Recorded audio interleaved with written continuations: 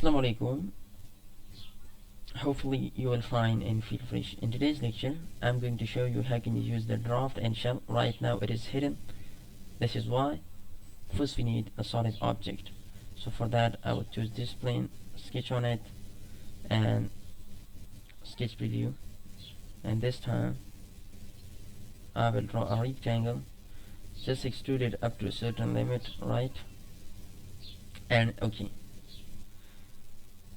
just come to standard views. Okay, so once I click on draft, so come to references, so draft surface, and this I will select this top surface, and draft hinge I will select this edge as a draft hinge, and pull direction I will choose this.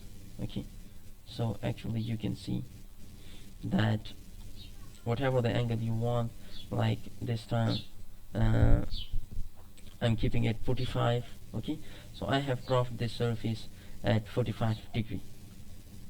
Either you can flip the direction from here as well, and you can specify the angle over here, and whatever you wanna, you can do that by yourself. So this is how you can use the draft. And what shell you can use actually in shell, you can use the surface that you wanna to shell them, and you can specify the wall thickness, like this time keeping it 12, and just click OK.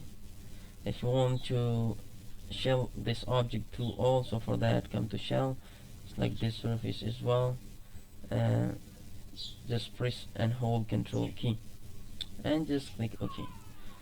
So this is how you can use the draft. And inside draft there is a multi, or you can say the variable pull direction draft. So I will make a separate video on that, and I will give the link in the description, so please watch that separately.